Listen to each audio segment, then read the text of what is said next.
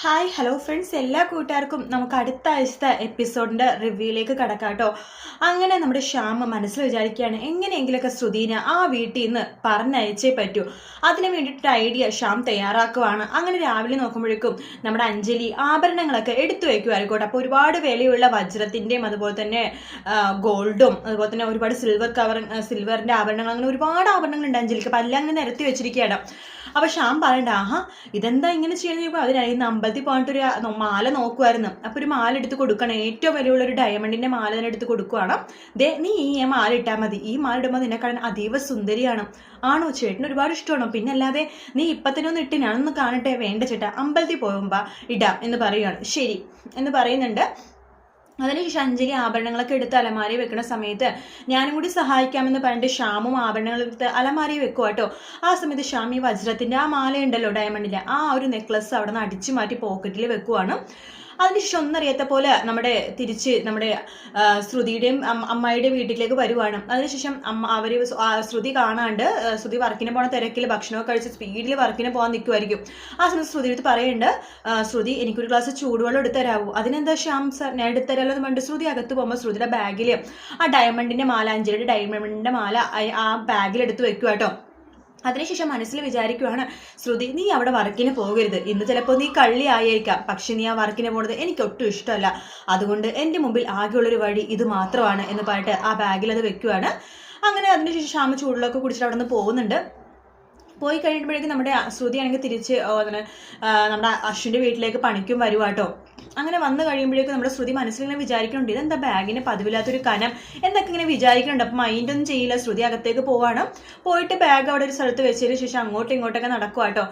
അപ്പോഴേക്കും നമ്മുടെ അശ്വിൻ ഏറെക്കുറെ കാര്യങ്ങൾ മനസ്സിലാക്കുകയാണ്. ശ്രുതിയാണ് തനിക്ക് പണി തന്നേന്ന്. ആ സമയത്ത് രാമേട്ടനോട് പറയുന്നുണ്ട്, രാമേട്ട എൻ്റെ റൂമിൽ ആരൊക്കെ കയറണമെന്ന് ഇന്ന് നോക്കണം കേട്ടോ എന്ന് പറയാണ്. ശരി കുഞ്ഞെ, ഞാൻ നോക്കിക്കോളാം എന്ന് രാമേട്ടൻ പറയുന്നുണ്ട്. ശ്രുതി ആണെന്നുണ്ടെങ്കിൽ നമ്മുടെ അശ്വിൻ്റെ റൂമിൽ പോയിട്ട് ലാപ്ടോപ്പ് വെക്കാം.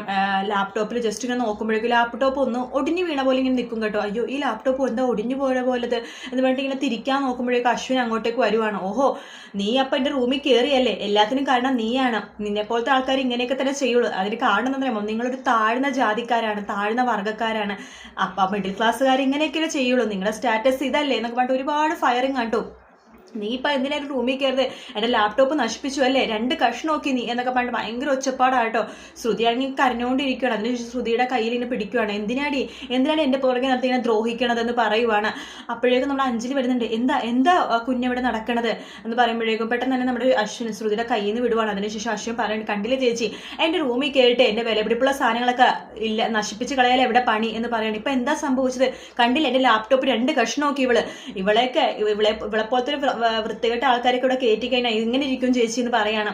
അത് ഇവളുടെ കുഴപ്പമല്ല, ഇവളെ ജനിച്ചു വളർന്ന അന്തരീക്ഷത്തിന്റെ കുഴപ്പമാണ്, ഇവളുടെ പാരൻസിന്റെ കുഴപ്പമാണെന്ന് പറഞ്ഞ് പിന്നെ ഭയങ്കര വഴക്കാണ്. ആ സമയത്ത് നമ്മുടെ അഞ്ജലി പറയുന്നുണ്ട്, കുഞ്ഞ നീ എന്താണിട്ടാ ഇങ്ങനെയൊക്കെ കുറ്റപ്പെടുത്തണം ശ്രുതിന, ആ ലാപ്ടോപ്പ് എൻ്റെ കയ്യിൽ നിന്ന് നിലത്തേക്ക് വീണത്. ഞാൻ റൂമിൽ പൊടിയൊക്കെ അടിക്കണ സമയത്ത് എൻ്റെ കയ്യിൽ നിന്നാ കുഞ്ഞ ആ ലാപ്ടോപ്പ് നിലത്തോണ്ട് 2 കഷ്ണമായത്. ഞാൻ ശ്രുതി എടുത്ത് പറഞ്ഞത് ഈ ലാപ്ടോപ്പ് ഒന്ന് അവൻ്റെ റൂമിൽ കൊണ്ട് വെക്ക് എന്ന് മാത്രമേ പറഞ്ഞുള്ളൂ. ശ്രുതി ആ ലാപ്ടോപ്പ് നിന്റെ റൂമിൽ കൊണ്ട് വെക്കാൻ വേണ്ടിയാണ് കുഞ്ഞ വന്നേന്ന് പറയുമ്പോൾ അശ്വിനും ആകെ അയ്യടാന്നായി പോകും കേട്ടോ. പക്ഷെ അശ്വിൻ സോറി ഒന്നും പറയില്ല, അപ്പോഴും അങ്ങനെ തന്നെ നിൽക്കുവാണ്. ആ സമയത്ത് അഞ്ജലി ശ്രുതിയടുത്ത് പറയുന്നുണ്ട്, ശ്രുതി സോറി ശ്രുതി എന്ന് പറയുമ്പോൾ വേണ്ട ചേച്ചി സാരമില്ല എന്ന് പറയുവാണ് ശ്രുതി.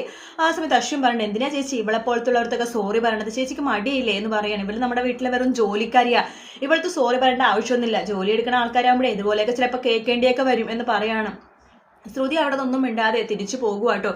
തിരിച്ചു പോയിക്കുമ്പോഴേക്കും അഞ്ജലി പറയുന്നുണ്ട്, ശ്രുതി രാമേട്ടനോട് എനിക്കൊരു ചായ കൊണ്ടുതരാൻ പറയാവോ. അതിനെന്താ അഞ്ജലി ചേച്ചി, ഞാൻ തന്നെ കൊണ്ടുതരാലോ, നല്ല സ്ട്രോങ് ചായ എന്ന് പറഞ്ഞിട്ട് നമ്മുടെ ശ്രുതി നിലത്തേക്ക് പോകുക കേട്ടോ. അതിനുശേഷം ചായ എടുത്തിട്ട് തിരിയുമ്പോഴേക്കും അശ്വിൻ തൊട്ടു പുറകെ നിൽക്കുവാണ്.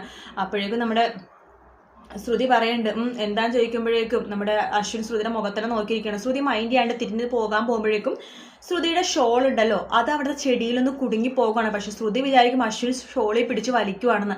ആ സമയത്ത് ശ്രുതി പറയും, നിങ്ങൾ എന്താ ചെയ്യണത്, എൻ്റെ ഡ്രസ്സ് പിടിച്ച് വലിക്കുവാണ്, വിട എൻ്റെ ഡ്രസ്സിൽ നിന്ന് പറയുവാണ്.